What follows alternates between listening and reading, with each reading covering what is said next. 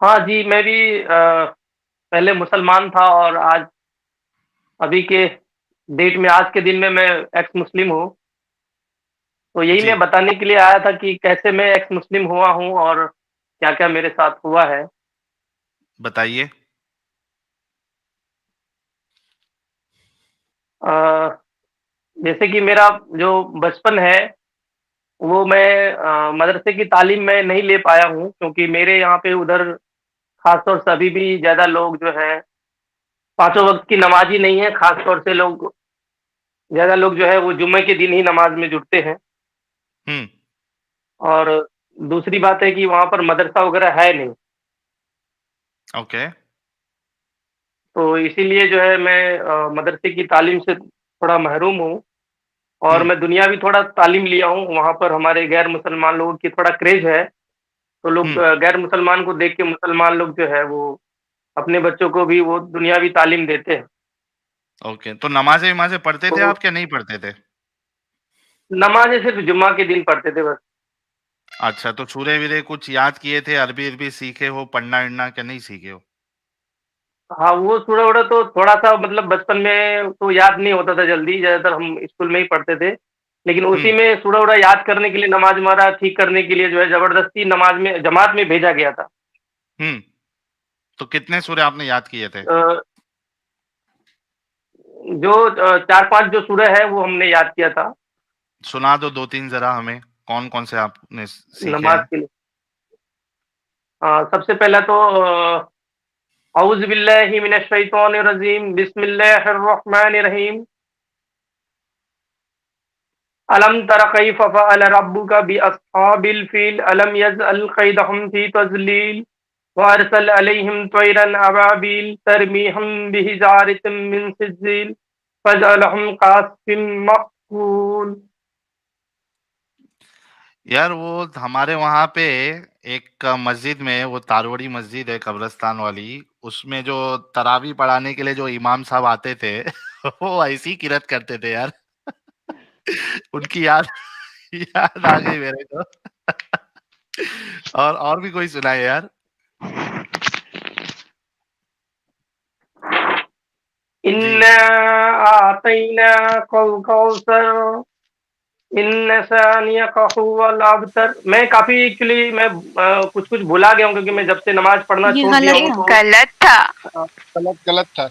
Middle का line हाँ, middle का मैं लाइन ही गायब कर दिया। हाँ, इन्ना मैं अतईना भुला कल गया हूँ, मैं कह रहा कौसर हूँ ना मैं भुला फसल्ली गया। रब्बिका तो भूल गए।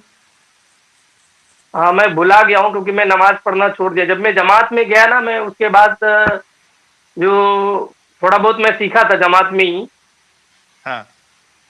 और उसी जमात में मैं 2014 में मैं जमात में जब गया था तो उसके बाद वहाँ पे फ़लस्तीन में झगड़ा हुआ था यहूदियों के साथ में तो अ, उस बीच में बहुत सारा बायकॉट सब निकला कि भाई यहूदियों के लिए बद्दुआ करो और उसके सामान का बायकॉट करो, तो वो सब भी पर्चे हमने हाथ से बाँटे-वूटे सब बहुत सारा सब चीज़ किए हैं और ओके। रो-रो के मैं सब लोग मोमिनों के साथ में मैं बद्दुआ करते थे और कुरान में कहते थे कि ये दुश्मन है हमारे मोमिनों का दुश्मन है, ये फ़लस्तीन को हमारे मोमिनों को मारते हैं ये सब यहूदी लोग जो है, तो इसके लिए बद्दुआ करो तो सारे मोमिन लोग मस्जिद में जो है जमात के साथ में लोग बद्दुआ करते थे उनके लिए।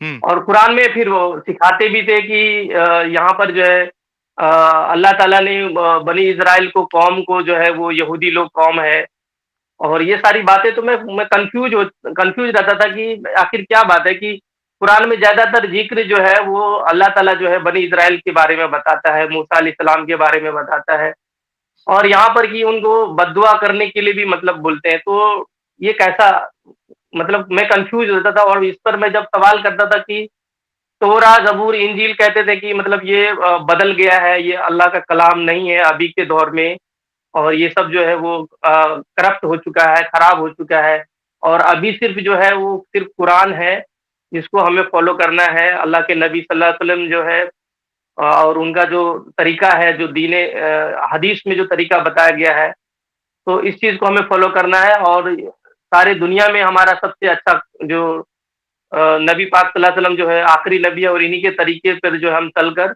जन्नत में हम जा पाएँगे और हमारा जो है अल्लाह हमसे खुश रहेगा जब हम नबी करीम सल्लल्लाहु अलैहि वसल्लम के तरीके पर चलेंगे और अल्लाह के हुक्मों को हम मानेंगे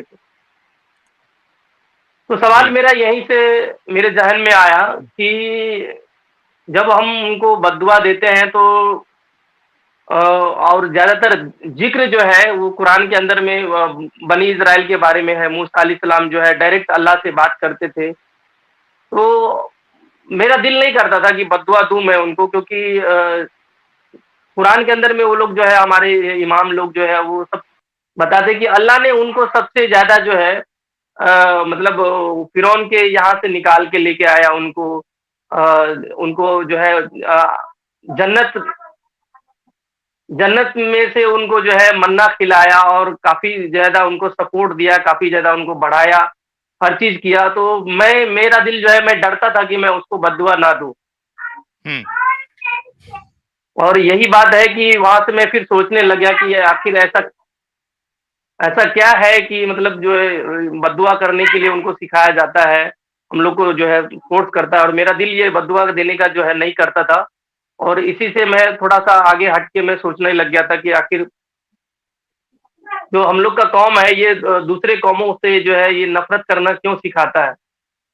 हुँ। दूसरे हमारे जो कहते हैं कि अल्लाह की किताब है ये 4 किताब है, तौरात, ज़बूर और इंजील है और हम जो क्या बोलते हैं यहूदी लोग हैं और ये नसारा लोग हैं, ये हमारा सबसे ज़्यादा ख़ास दुश्मन है और सबसे हमको जो है किताल करना है, सबको हमें जो है मतलब ये लोग जो है अल्लाह की किताब को बदल दिया है। हुँ। तो ये सारी बातें जो है जमात में जाके हमको जो है सीखने के लिए मिला ये सब बातें, तो इनके ऊपर ज़रा हमको मतलब दिल में सवाल सबको सुबह पैदा होने लगे कि कुरान के अंदर में अल्लाह खुद मतलब जो है इसके बारे में ज़्यादा ज़िक्र करते हैं। ईसा अलैहिस्सलाम के बारे में जो है सूरह मरियम के अंदर में जो है ईसा इब्न मरियम के बारे में ज़िक्र करता है कि अल्लाह ने उसको ज़िंदा आसमान में उठा लिया और अभी तक वो ज़िंदा है और हुँ। उसके कौमों को मतलब उनके कौम के लोगों को जो है कह रहा है कि मतलब बद्दुआ देने के लिए तो ये सारी बातें जो है यहीं से मेरा सवाल उठा। मैं 2014 के बाद जैसे मैं 2 बार जमात में गया, चिल्ला लगाया 2 बार मैं, हुँ। तो अच्छा यहीं से चिल्ला भी मेरा लगाया सवाल 2 जो है बार। उठना शुरू। जी, 2 बार मैंने चिल्ला लगाया हूँ। ओके।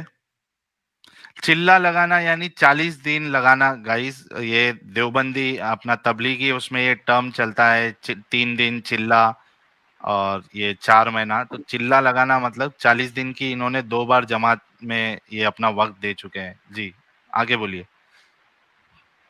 साहिल भाई, मैं निकलता उसके हूँ बाद से इधर। मैं जब जी, 1 मिनट मैं चिल्ला के बाद से हक जब वाला मैं साहब, आया। हक वाला साहब 1 मिनट। बंगाली एक्स मुस्लिम साहब आपका बहुत-बहुत शुक्रिया। आपके पास वक़्त की कमी है क्योंकि आपको कल सुबह जल्दी वो अपने काम के लिए जाना है। तो बहुत-बहुत शुक्रिया हमारी तरफ से और बहुत कांग्रेचुलेशन। और आपका चैनल जो है वो सारे लोग इसको सब्सक्राइब भी करेंगे, आपको सपोर्ट भी करेंगे, तो बेस्ट ऑफ लक हमारी तरफ से। बंगाली भाई। आपका भी सबका बेस्ट ऑफ लक शुक्रिया, बंगाली आपका भी भाई। शुक्रिया। जी, बहुत शुक्रिया। जी, हक वाला साहब, आप कंटिन्यू करिए। हाँ, तो चिल्ला के बाद से जब मैं आया तो काफ़ी जो है मैं कन्फ्यूज़ में रहता था और सवाल मैं आगे करता था, मस्जिदों में जाके नमाज़ पढ़ता था और 3 दिन की चिल्ला में मैं काफ़ी जाता था जमात में 3 दिन की जमात में तो काफ़ी ज़्यादा मैं जब सवाल करता था तो बोलता था नहीं, नहीं, नहीं सवाल नहीं करना है, सवाल नहीं करना है, ये दीन के अंदर में है ना कोई सवाल अकल का कोई दखल नहीं है। हुँ। तो मुझे मेरा मुँह बंद करा दिया जाता था, सवाल करने से जो है ना रोक दिया जाता था। नहीं हुँ। सवाल नहीं करना है, बस सिर्फ़ जो है जब आप सवाल करोगे तो आप दीन से दाखिल मतलब बाहर हो जाओगे। अब हुँ। आपको दीन में रहना है, इस्लाम के ईमान के अंदर में रहना है, आपको काफ़िर नहीं बनना है। तो सवाल करने से रोका जाता था हमेशा बार-बार जब मैं एक्चुअली वहाँ पे जो इमाम हमारे होते थे नमाज़ पढ़ने के लिए हमारे गाँव में हुँ। और उसके बाद जो लोग भी जब कभी भी जलसा होता था, तो बड़े-बड़े मौलवी मौलाना हज़रात लोग आते थे। तो उस हुँ। जलसा में भी मैं जाके तो शिरकत करता था और मैं जब पूछता था, सवाल करता था तो सवाल मेरा नहीं लिया जाता था। हुँ। जी। फिर उसके बाद जो है मैं काफ़ी मायूस मैं हो गया था कि मैं एक्चुअली क्या है मेरा दीन ये जो अगर मेरे अंदर अगर कोई सवाल है दीन को लेकर के, तो ये सवाल का जवाब मतलब मुझे मिलता क्यों नहीं है और ये लोग देना क्यों नहीं चाहते हैं? ये इतने बड़े-बड़े मौलवी मौलाना हजरात लोग हैं, मुफ्ती है और ये सब आलिम लोग हैं, तो ये सब सवाल अगर मैं करता हूँ तो ये सवाल का जवाब क्यों नहीं देना चाहते? तो उसके बाद तो फिर मैं और ज़्यादा जो है वो सोचने लग गया, मजबूर हो गया सोचने पे कि आखिर ये लोग सब जानते हैं, मैं तो नहीं जानता हूँ, दुनियावी इल्म हासिल किया हूँ मैं, तालीम हासिल किया हूँ, ये लोग सारी चीज़ जानते हैं इस्लाम के बारे में, सब कुछ पता है इनको। लेकिन फिर भी ये लोग सवाल का जवाब जो है वो मतलब और उल्टा घुमा-घुमा के ये लोग सिखाते थे कि दिन की अच्छी-अच्छी बातें जो है वो बताते थे। लेकिन ये जो ईसा अलैहिस्सलाम के बारे में और मूसा अलैहिस्सलाम के बारे में कहते हैं कि वो सब किताबें जो है वो सब खराब हो गई है और वो सब किताबों के अंदर में जो है अल्लाह कहता है कि ये सब ने तब्दीलियाँ ले आई हैं, बदल दिया है। इसलिए वो सब किताब के ऊपर जो है ध्यान नहीं देना है, उस सब किताब के ऊपर जो है आपको नहीं पढ़ना है। आज के दौर में जो नबी अकरम सल्लल्लाहु अलैहि वसल्लम के ऊपर में अल्लाह ने कुरान नाज़िल किया है, तो यही कुरान जो है और यही दीन इस्लाम हक है और इसी को आपको फ़ॉलो करना है, इसी के ऊपर चलना है। जी। तो मैं दिमाग में ये सोचता था कि अल्लाह ने जब वो तोड़ा भेजा, ज़बूर भेजा, इंजील भेजा, तो सबसे पहला मेरा जो सवाल बना कि ये कि जब वो तोड़ा अल्लाह ने दिया मूसा को और ज़बूर दिया हज़रत दाऊद अलैहिस्सलाम को, मूसा अलैहिस्सलाम को तौरात दिया और इंजील जो है ईसा अलैहिस्सलाम को दिया।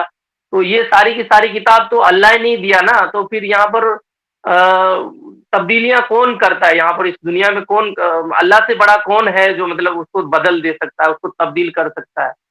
हुँ। जब हमारा अल्लाह जो है वो सुपर पावर है, सुप्रीम है, सबसे ऊपर है, आला है, तो उसके मर्ज़ी के खिलाफ कौन कर सकता है? तो ऐसा तो कोई हो नहीं सकता है ना, इसका मतलब है कि अल्लाह से कोई भी बड़ा है, जो इंसान बदलता है, उनके कलाम को जो बदल देता है, इसका मतलब यही है ना, उसके हुँ। कलाम को अगर कोई बदल दे तो अल्लाह से भी कोई बड़ा है वो।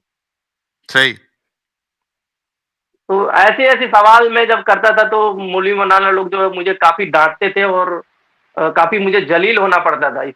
मतलब हुँ। रुसवाई का सामना करना पड़ता था। कभी कई बार मैंने मार खाने का नौबत आ गया था लेकिन लोग मुझे बचा लिए थे और बोलते थे कि तुम जो है सवाल मत किया करो।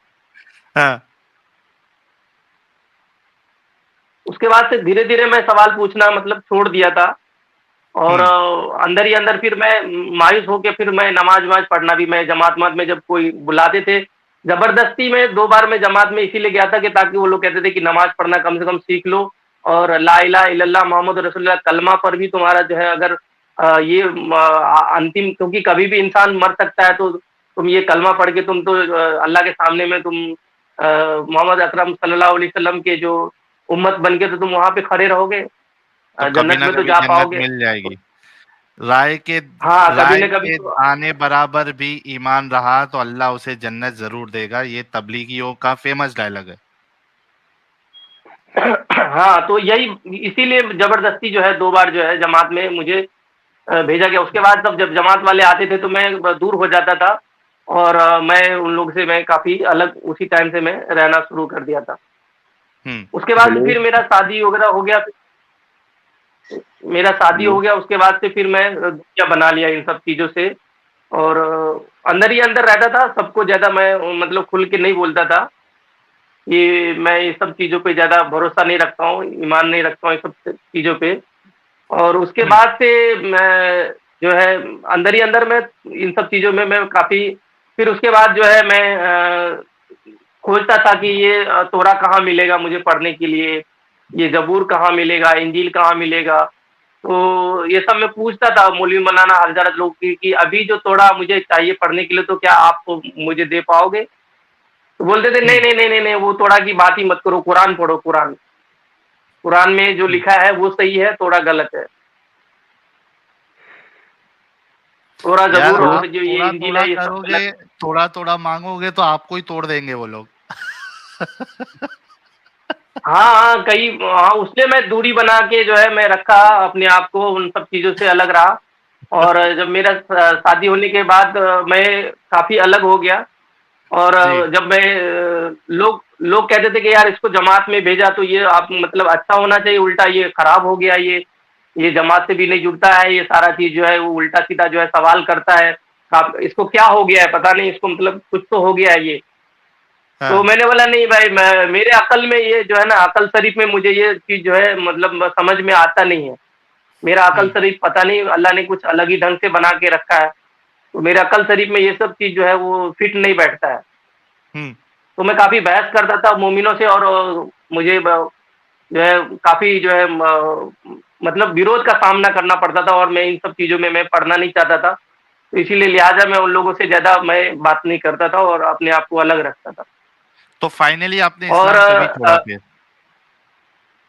अ, दिल में तो वहीं पे मैंने मतलब सोचा कि भाई ये सब चीज़ सही नहीं है। उसके बाद फिर आगे जाके जब मैं हदीस-वदीस सब जब मैं सुनने के लिए मुझे मिला, जब मैं हदीस के बारे में मैं जाना तो काफ़ी मुझे जो है वो बहुत खराब लगा कि वो माँ आयशा के बारे में इतनी अच्छी-अच्छी बातें जो है बताया हमारे जो है मौलवी हज़रात ने कि वो पूरे उम्मत की माँ है और ये है, वो है, सारा चीज़। लेकिन उनकी शादी की बार जब बात आई कि वो 6 साल की उम्र में उनका जब शादी हो गया मतलब चाइल्ड मैरिज हो गया तो काफ़ी मुझे अजीब लगा कि जिस अकरम सल्लल्लाहु अलैहि वसल्लम का मोहम्मद सल्लल्लाहु अलैहि वसल्लम को जी पूरे दुनिया का बताया जाता है कि खालिक़ कायनात ने अल्लाह ने उनको आखिरी नबी के बना के भेजा और वो पूरे दुनिया के लिए एक रोल मॉडल है, क्या बोलते हैं उसको? रोल मॉडल है। तो उन्हीं के नक्शे कदम पे सबको चलना है और उसी के नक्शे कदम पर बेहतरीन चलने के बाद नमूना। लोगों को जो है हाँ, बेहतरीन नमूना है, बेहतरीन उन्हीं के नक्शे कदम पर चलने के बाद जो है उनको जन्नत मिलेगा और अल्लाह उनसे राज़ी हो जाएगा, खुश हो जाएगा और उनको मग़फ़िरत मिलेगी, गुनाहों से माफ़ी मिलेगा, अल्लाह उनसे खुश होके उनको गुनाहों को माफ़ कर देंगे। तो ये शादी की जब बातें जब मैं मेरे दिमाग में आया तो बोला यार ये क्या हो रहा है? मतलब ये चाइल्ड मैरिज हो रहा है और हमारे इंडिया में तो अभी इस टाइम में अगर कोई ऐसा शादी करे तो लोग उसको जेल में डाल देगा। हुँ, तो मुझे लगा कि यार ये रोल मॉडल तो ऐसा हो नहीं सकता है ना जो हमारे नबी अकरम सल्लल्लाहु अलैहि वसल्लम जो है वो 50 साल क्रॉस कर चुके हैं और ये मतलब 6 साल की एक छोटी-सी बच्ची है, उनके साथ में ये इनका निकाह हुआ है और ये मतलब कैसे ये कर सकते हैं ये हमारे नबी जो है, ये ऐसा कैसे कर सकते हैं? और हुँ। इससे पहले जो है वो काफ़ी अच्छी-अच्छी बातें जो है नबी के बारे में बताया जाता था। तो बिल्कुल ही अलग लगता था कि मतलब एक टाइम में तो कुछ अलग सुनने के लिए मिलता है, दूसरे टाइम में कुछ और अलग सुनने के लिए मिलता है नबी के बारे में।